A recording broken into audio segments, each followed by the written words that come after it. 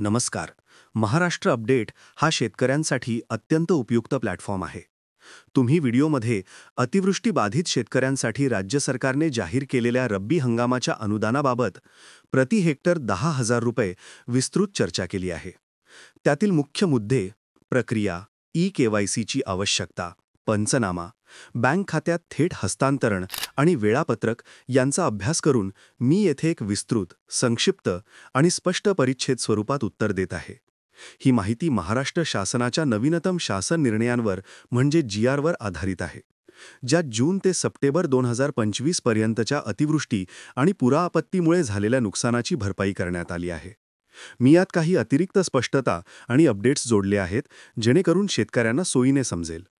महाराष्ट्र राज्यात 2025च्या जून ते सप्टेंबर महिन्यांमध्ये अतिवृष्टी आणि पुरामुळे शेतकऱ्यांचे प्रचंड नुकसान झाले असून यासाठी मुख्यमंत्री देवेंद्र फडणवीस यांच्या नेतृत्वाखालील मंत्रिमंडळाने रब्बी हंगामासाठी विशेष पॅकेज जाहीर केले आहे.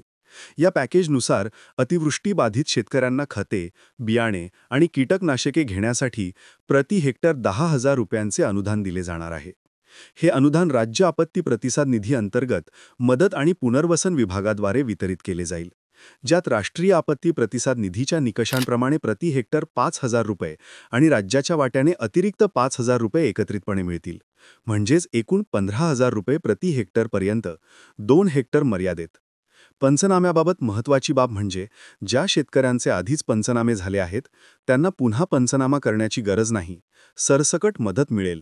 मात्र ज्यांचे पंचनामे बाकी आहेत त्यांच्यासाठी जिल्हा प्रशासनाकडून पुन्हा प्रस्ताव पाठवले जातील आणि शेतकऱ्यांनी स्थानिक तलाठी, कृषी सहाय्यक किंवा ग्रामसेवकाकडे अर्ज करावा. पंचनाम्याची प्रक्रिया 30 ऑगस्ट 2025 पर्यंत पूर्ण करण्याचे आदेश आहेत आणि त्यानंतर जिल्हाधिकारी यांच्या मार्गदर्शनाखाली तहसीलदार आणि तलाठी पातळीवर याद्या तयार होणार आहेत. अनुदान मिळवण्यासाठीची मुख्य प्रक्रिया ही डायरेक्ट बेनिफिट ट्रान्सफर म्हणजे DBT मार्गे बँक खात्यात थेट हस्तांतरण आहे, ज्यात ई-केवायसी ही अट कायम आहे. मुख्यमंत्री देवेंद्र फडणवीस यांनी सुरुवातीला ग्रीनस्टॅक अंतर्गत फार्मर आयडी नसलेल्यांसाठी शिथिलता जाहीर केली होती, परंतु शासन निर्णयानुसार 30 मे 2025 चा GR ग्रीनस्टॅकमध्ये नोंद नसलेल्या शेतकऱ्यांना अनुदान मिळवण्यासाठी ई-केवायसी पूर्ण करणे अनिवार्य आहे.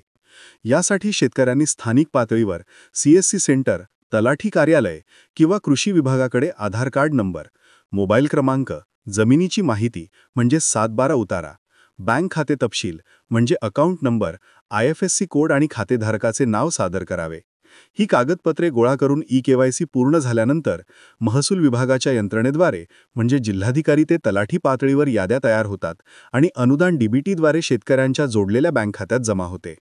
काही जिल्ह्यांमध्ये ही प्रक्रिया आधीच सुरू झाली असून पूर्ण पारदर्शकतेसाठी पोर्टल किंवा DBT पोर्टलवर स्टेटस तपासता येईल. वेळापत्रकाबाबत दिलासादायक बाब म्हणजे राज्य सरकारने दिवाळी 2025 म्हणजेच नोव्हेंबर 2025 पूर्वी ही मदत शेतकऱ्यांच्या खात्यात जमा करण्याचे आश्वासन दिले आहे. मुख्यमंत्री आणि उपमुख्यमंत्र्यांच्या सूचनानुसार मदत आणि पुनर्वसन विभागाने वेगवान प्रक्रियेसाठी हालचाली सुरू केल्या आहेत, जेणेकरून रब्बी हंगामाच्या नियोजनासाठी शेतकऱ्यांना वेळेत निधी मिळेल. मात्र शेतकऱ्यांनी घाई करून आवश्यक कागदपत्रे सादर करावीत, अन्यथा विलंब होऊ शकतो. याशिवाय इतर नुकसान भरपाईसाठी कोरडवाहू शेतीसाठी 8,500 रुपये, बागायतीसाठी 17,000 रुपये आणि फळबागांसाठी 22,500 रुपये प्रति हेक्टर म्हणजे किमान रकमेसह मिळू शकतात. तर पशुधन आणि घरगुती नुकसानासाठी वेगळे निकष आहेत. उदाहरणार्थ गाय म्हशीसाठी 37,500 रुपये. ही योजना 27 मार्च 2023च्या GR नुसार आधारित आहे आणि 2025च्या खरीप हंगामापासून लागू आहे. शेवटी ही मदत शेतकऱ्यांच्या कष्टांना न्याय देणारी असली तरी राज्य सरकारने वाढीव मदतीकडे दुर्लक्ष केल्याबाबत तुमच्या विश्लेषणाशी मी सहमत आहे. शेतकऱ्यांनी स्थानिक अधिकाऱ्यांशी संपर्क साधून प्रक्रिया पूर्ण करावी आणि अधिक माहितीसाठी महाराष्ट्र शासनाच्या MahaDBT पोर्टल म्हणजे mahadbt.maharashtra.gov.in किंवा जिल्हा कृषी विभागाला भेट द्यावी. तुमच्या व्हिडिओप्रमाणेच मीही शेतकऱ्यांना सल्ला देतो की कागदपत्रे पूर्ण करून घाई करा आणि दिवाळीपूर्वीच लाभ घ्या.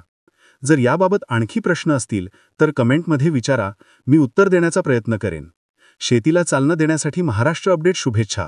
आपण पुन्हा भेटू, तोवर आरोग्याची काळजी घ्या.